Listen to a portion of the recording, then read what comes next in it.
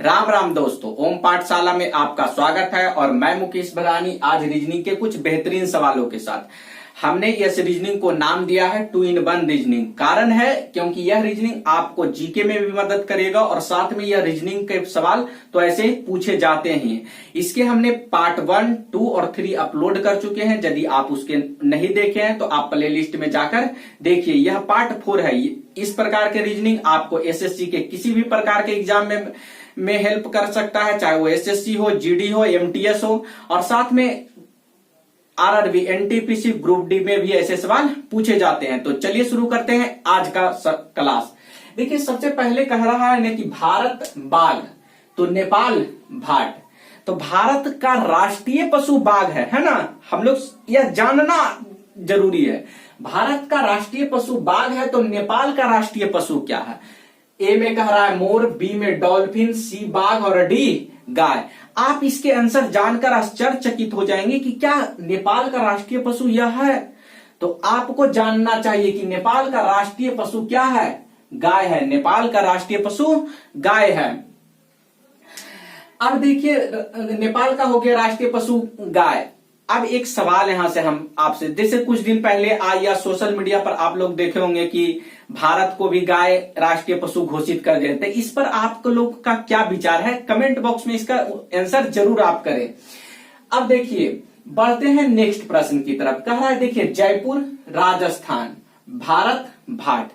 अब देखिए, जयपुर हो गया, जयपुर एक शहर का नाम है जयपुर। उसके बाद उससे बड़ा हो गया राजस्थान, राजस्थान से बड़ा हो गया भारत। और भारत से कौन रिलेट करेगा? रिलेट करना है, बढ़ते जा रहा है और साथ में रिलेट भी करना है। तो जयपुर राजस्थान भारत। तो भारत देखिए, ए में यूरोप, बी में अंटार्कटिका, सी में एशिया, डी में ऑस्ट्रेलिया। तो भारत किस महादेश में पड़ता है? भारत एशिया महादेश में पड़ता है, इसीलिए हमारा आंसर सी हो जाएगा। क्या? एशिया। अब देखते हैं नेक्स्ट प्रश्न। पवन टरबाइन, पवन टरबाइन उत्पादन, फिर कह रहा बैटरी बैंक, फिर भाट और फिर वितरण।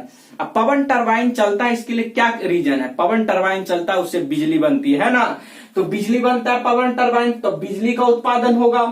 और जब उत्पादन होता है ना तो उसको स्टोर किया जाता है बैटरी बैंक में। बैटरी में क्या किया जाता है? स्टोर। उसके बाद होता है हस्तांतरण, उसको ट्रांसफर किया जाता है और फिर सब लोगों को वितरित कर दिया जाता है। तो हमारा आंसर हो जाएगा क्या? डी नंबर, हस्तांतरण। अब देखिए नेक्स्ट प्रश्न। कह रहा है भारत रुपया, यानी भारत की मुद्रा दिया हुआ है रुपया। तो टका, टका किस देश का मुद्रा है? ए में कह रहा है इंडोनेशिया, बी नेपाल, सी बांग्लादेश और डी श्रीलंका। तो आपको जानना चाहिए टके वाला देश क्या है? टके वाला देश बांग्लादेश है। हम लोग याद रखेंगे कि टके वाला देश कौन सा है? तो बांग्लादेश। इस प्रकार हमको याद रह जाएगा, टके वाला देश तो बांग्लादेश। अब देखिए नेक्स्ट प्रश्न। यह देखिए बेसिक, एकदम बेसिक समझ पर, मैप के आधार पर, बेसिक समझ के आधार पर ऐसे प्रश्न पूछे गए हैं। जम्मू कश्मीर उत्तर में है तो तमिलनाडु भाट। ऑप्शन ए कह रहा है दक्षिण, बी पूरब, सी पश्चिम और डी उत्तर पूरब। तो हमारा आंसर क्या हो जाएगा? जम्मू कश्मीर देखिए, जैसे मैप है तो सबसे ऊपर में जम्मू कश्मीर, तमिलनाडु सबसे तो उत्तर में, तो नीचे हो जाएगा दक्षिण। तो हमारा आंसर क्या हो जाएगा? तमिलनाडु है क्या? हाँ, दक्षिण में। अब देखिए नेक्स्ट प्रश्न। लोकतंत्र भारत में है, भारत में क्या है? लोकतंत्र, जनता की सरकार। तो साम्यवाद किस देश में है? तो साम्यवाद फ्रांस, चीन, ब्रिटेन और अमेरिका। तो हमारा आंसर हो जाएगा चीन में क्या है? साम्यवाद। साम्यवाद का मतलब आप समझिए, कम्युनिस्ट सरकार, ऐसी सरकार जहां जनता को कुछ भी बोलने की आजादी नहीं होती है, ना कुछ करने की आजादी होती है। क्योंकि जैसे आप इस बात पर प्राउड फील कीजिए कि आप भारत जैसे देश के नागरिक हैं जहां आप कुछ भी बोल सकते हैं, पूर्ण आजादी है। संविधान हमको इसकी पूर्ण आजादी देता है, लेकिन चीन में ऐसा नहीं होता है। चीन में साम्यवादी सरकार है और वहां यदि आप सरकार के विरुद्ध सोशल मीडिया पर या कहीं भी बोलते हैं तो सोशल मीडिया पर यदि आप बोलते हैं तो सरकार उसको वाच करती है और देखती है कि क्या यह लड़का सरकार के विरुद्ध बोल रहा है। जैसे ही आप कुछ भी बोलिएगा तो आपको कुछ ना कुछ पनिश किया जाएगा। जैसे कि आप जानते होंगे एशिया का सबसे रिचेस्ट मैन जैक मा को, उन्होंने कुछ दिन पहले ओपन प्लेटफॉर्म पर साम्यवादी सरकार के विरुद्ध कुछ बोला, आज देखिए उनका अस्तित्व समाप्त हो गया है चाइना में, क्योंकि उनको सोशल मीडिया पर आने की आजादी खत्म कर दी गई है। तो ये है, इस बात को हमेशा प्राउड फील कीजिए कि आप भारत जैसे देश के नागरिक हैं। तो हमारा आंसर हो जाएगा क्या, चीन। अब बढ़ते हैं नेक्स्ट प्रश्न। कह रहा है ताजमहल आगरा में है, तो पुराना किला कहाँ है? तो ए कह रहा है दिल्ली, बी हैदराबाद, सी जयपुर और डी जोधपुर। तो ताजमहल जो है आगरा में है, तो क्या पुराना किला है जो है हमारा दिल्ली में है। पुराना किला कहाँ है? दिल्ली में। अब बढ़ते हैं हम नेक्स्ट प्रश्न की तरफ। यह देखिए बेहतरीन सवाल यह भी है। कह रहा है देखिए क्रिकेट क्या से खेला जाता है? बल्ला से। क्रिकेट खेला जाता है बल्ला से। तो स्नूकर बराबर भाट, स्नूकर क्या चीज से खेला जाता है? सबसे पहले आपको पता होगा कि स्नूकर खेल क्या होता है।